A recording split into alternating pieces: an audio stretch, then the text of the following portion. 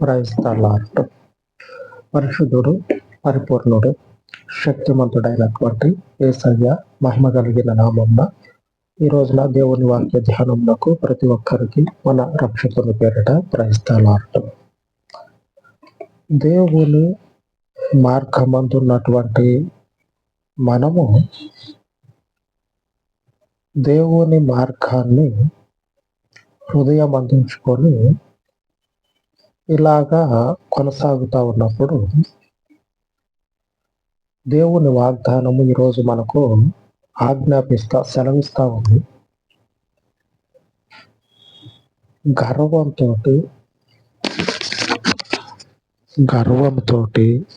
అహంకారంతో ఉండేటువంటి వారిని దేవుడు ఏం చేస్తాడంటే బండకేసి కొడతాడు. బండకేసి కొడతాడు. మనిషి కొడితేనే ఆ పరిస్థితి భయంకరంగా ఉంటుంది. ఒక మనిషిని బండకేసి కొడితే భయంకరంగా ఉంటుంది. దేవుడు బండకేసి కొడితే అది మన ఊహకు అందదు. దేవుడు అదే మాట చెప్తా ఉన్నాడు. గర్వంతో ఉంటారు చూడండి, వాళ్ళ గురించి మీరు దిగులు పడొద్దు. వాళ్ళకి ఏది చేయాలో ఆయన అంతకు ఎక్కువే చేస్తాడు.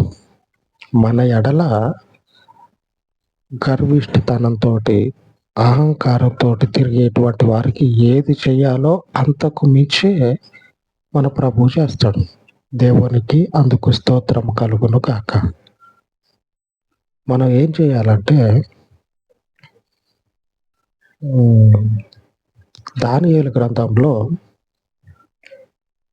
దేవుని ప్రజల ముందు ఆ గర్వం అనేది ఆకాశం కూడా వానికి అడ్డుగా లేదు. అట్లాగా పెచ్చరిల్లిపోయాడు. కొంతమందికి కొన్ని హద్దులు ఉంటాయి, అవి దాటుతారు. వీడికి ఎట్లా ఉన్నదంటే ఆకాశం కూడా వానికి అడ్డంగా అడ్డం ఉన్నది, కానీ వాడు ఏం చేస్తూ ఉంటాడంటే దాన్ని ఇదెంత అన్నట్లుగా దానిని దాటి మరి గర్వంతో ప్రవర్తించాడు నెబుకద్నెజరు. లోకమంతా వాడి రాజ్యము విస్తరించుకుపోయిందంట. మరి గర్వం రాకేం చేస్తుంది వాడికి? లోకమంతా ఉన్నదట. ఈరోజు రేపు చేతిలో 10 రూపాయలు 100 రూపాయలు ఉంటే వాడిని పట్టుకోలేము వాడిని. అట్లాగుంటాడు. ఈ రాజుకి ఆ రాజ్యం అనేది లోకమంతటా కూడా విస్తరించుకుపోయింది. అంటే ఒక్క మాటలో ఈ ప్రపంచానికి వాడే సర్వాధికారి. ఆ సమయంలో వాని గర్వం చూడండి ఎట్లా ఉంటుందో, తార స్థాయికి వెళ్ళిపోయింది. దేవుని బిడ్డలను కూడా ఇబ్బంది పెట్టాడు. అంత ఇబ్బందులు పెట్టినటువంటి వానికి దేవుడు ఒకటే గట్టి దెబ్బ కొడితే వాడికి తెలిసొచ్చింది. ఎంతగా అంటే లేఖనం చదువుకుందాం. దానియేలు గ్రంథము 4వ అధ్యాయము 37వ వచనం.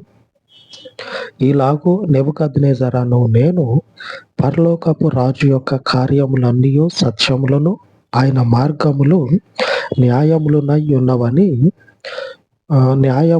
ఉన్నవనియు గర్వముతో నటించు వారిని ఆయన అణపశక్తుడనియు ఆయనను స్తుతించుచు కొనియాడుచు గణపరచుచు నున్నాను. దేవుడు గొప్పోడు. దేవుణ్ణి నేను స్తుతించుచు ఘనపరచుచు కొనియాడుచు నీ కార్యము ఏమన్నా ఉన్నదా ప్రభువా? నేను లోకం మీద పెత్తనం చేసి గడ్డి తిన్నా, అడవుల్లో గడ్డి తిన్నా, పశువులతో అడవి జంతువులతో పాటు సహవాసం చేశా. అట్లాగా చేయటానికి నీ బలము, నీకున్నటువంటి అతిశయము కారణమైంది.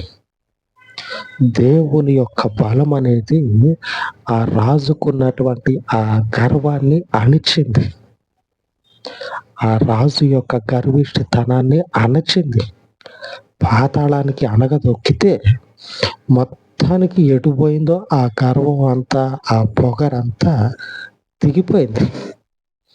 దేవుడు ఒక్క దెబ్బ కొడితే చాలు, కళ్ళు బయర్లు గమ్మి ఏమీ కనపడదు ముందు. ఆమేన్. దేవునికి మహిమ కలుగును గాక. దేవుడు మీ శత్రువులకు కూడా అదే జరిగిస్తాడు, అదే చేస్తాడు. మరి మీరేం చేయాలో తెలుసా? ఏం చేస్తారు?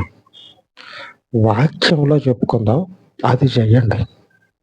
ఇప్పుడు చెప్పుకుందాం, అసలైన వాక్యం ఇప్పుడు చెప్పుకుందాం. దానియేలు పితరులైనటువంటి వారు దేవునిని మర్చిపోయారు. దేవునిని సేవించటం బరువు అనుకున్నారు. మనకి ప్రాణం పోసి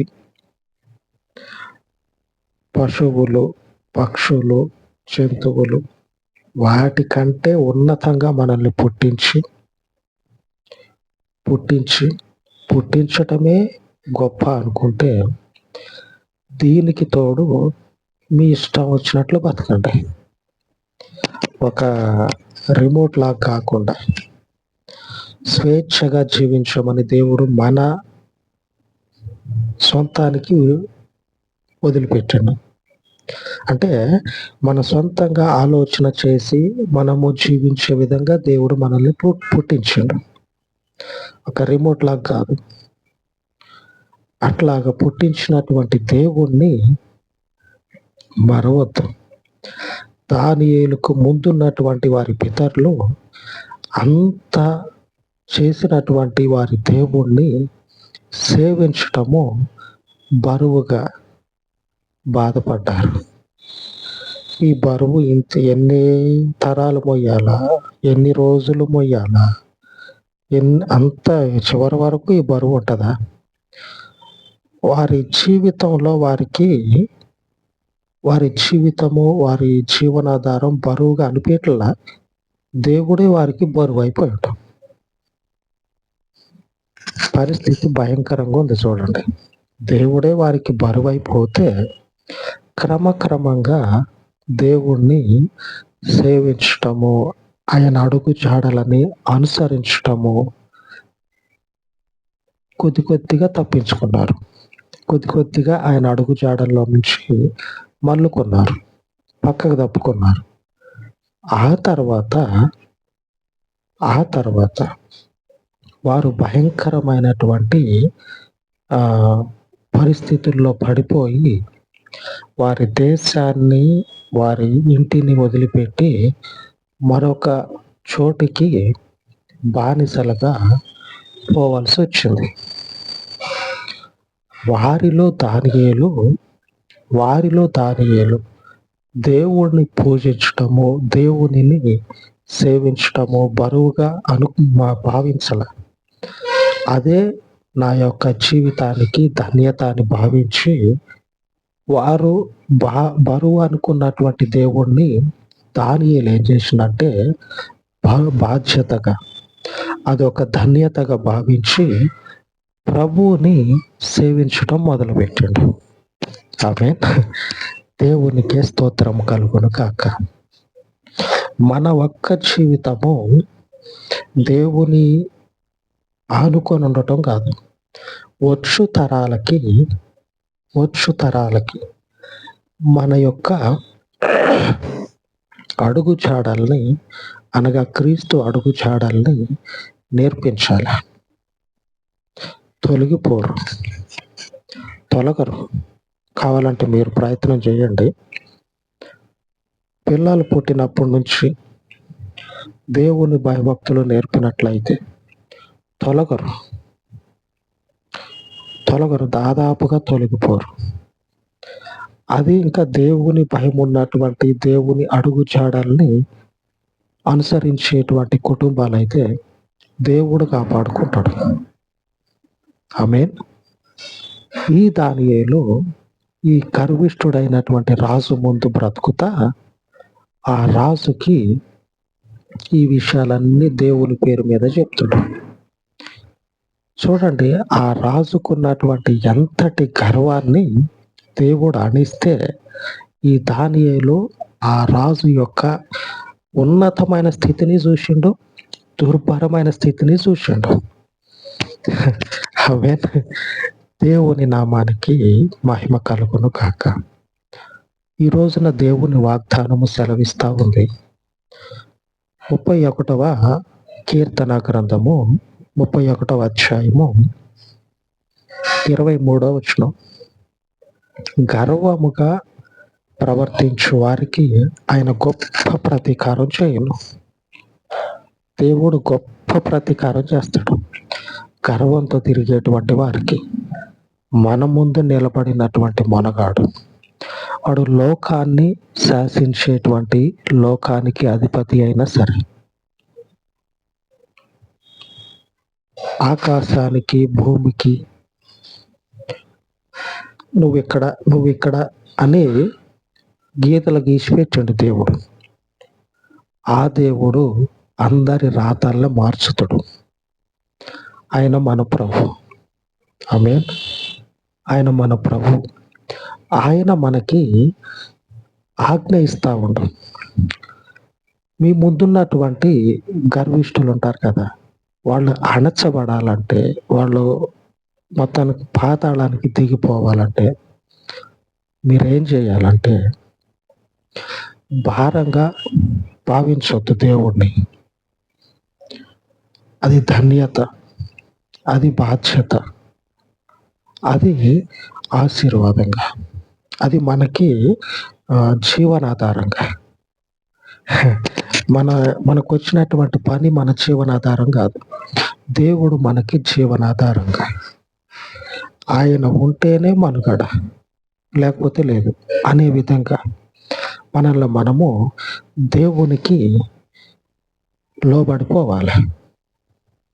వాళ్ళు భారం అనుకున్నారు, కానీ దానియేలు అది ధన్యత అనుకున్నాడు. భారం అనుకున్నటువంటి వారేమో కట్టుబట్టలతోటి బానిసలుగా వేరే దేశానికి దోచుకొని పోయారు. వేరే దేశం వాళ్ళు వచ్చి ఎవరైతే దేవుణ్ణి బరువు అని భావించారో వాళ్ళు దోచుకోబడ్డారు శత్రువుల చేత. ఆ మనుషుల స్థానంలో ఉన్న దానియేలు ఇది నాకు ధన్యత అని ఎప్పుడైతే భావించిండో, ఆ సమయంలో ఎవరైతే దోచుకున్నారో వారిని దేవుడు ఏం చేస్తా ఉన్నాడంటే దానియేలు ముందు అణుస్తా ఉన్నాడు. వాళ్ళ యొక్క అహంకారాన్ని అణగదొక్కుతా ఉన్నాడు. అది దానియేలు చూస్తా ఉన్నాడు. ఆమేన్. మనము చేయాల్సింది ఏంటంటే, ద్వితీయోపదేశ కాండంలో ఒక మంచి మాట రాయబడి ఉన్నది. 4వ అధ్యాయంలో 9వ వచనంలో రాయబడి ఉన్నది. అయితే నీవు జాగ్రత్త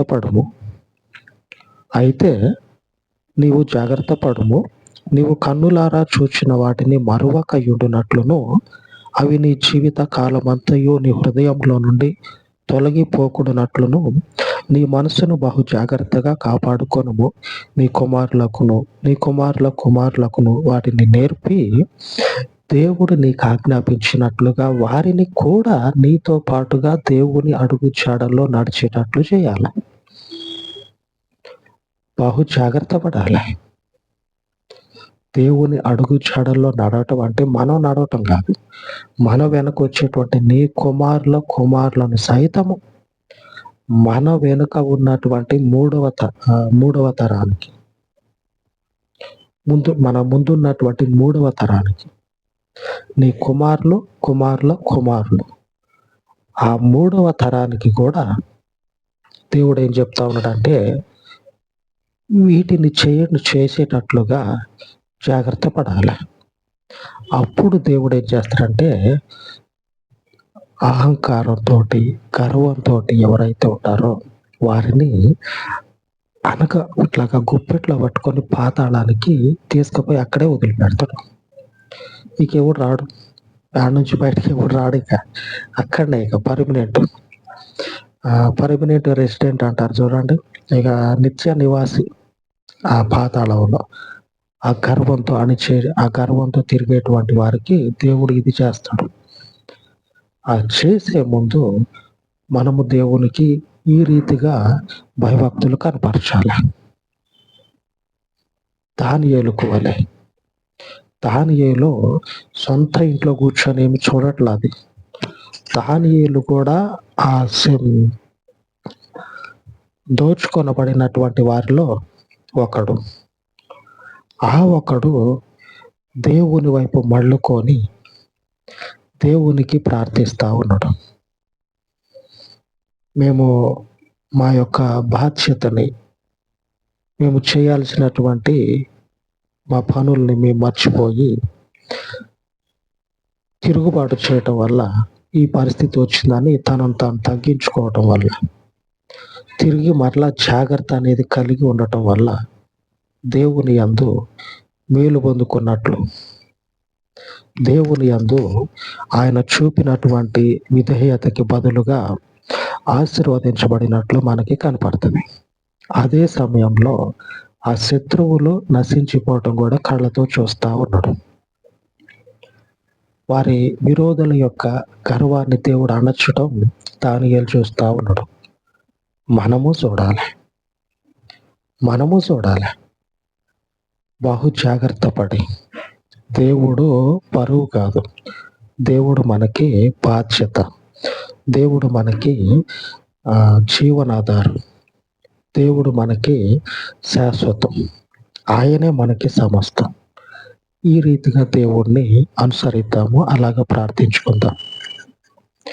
పరిశుద్ధుడైన తండ్రి, ఈ ఉదయకాలమందు మీ దయగలిగిన పాదముల యొద్ద మనవి చేసుకొని చూడగా చెప్పబడినటువంటి వాక్యమును తండ్రి సహోదరుల హృదయాలలో నాటి ఫలింపచేయమని, ఈ వాక్యమును నిష్ప్రయోజనము కాకూడనట్లు వారి జీవితాలను, వారి కుటుంబాలను తండ్రి మీ పరలోకపు శక్తి చేత అభిషేకించమని, నీ బిడ్డల ముందు నిలిచినటువంటి గర్విష్ఠులు, అహంకారుల యొక్క సమస్త బలమును తండ్రి కొట్టివేయబడినట్లు, నీ బిడ్డలకు బహు జాగ్రత్తగా నీ మార్గమును వెదుకున్నట్లు వారి హృదయాలను బలపరచమని, పరలోకపు తండ్రి నీవు సమర్థుడవు, నీవు మాకు బాధ్యత, నీవు మాకు ఆధారము. ఈ విషయాలు తండ్రి నీ బిడ్డలకు హృదయమందుంచి వారిని బలపరచమని మీ పాదముల యొద్ద ఈ మనవులను యేసు నామమున ప్రతిష్ఠించి ప్రార్థించి వేడుకొనుచున్నాను తండ్రి. ఆమేన్, ఆమేన్. సర్వోన్నతుడయ్యున్న పరలోకపు దేవుని కృప నిత్యము మనకు తోడయ్యుండి నడిపించును గాక. ఆమేన్, ఆమేన్.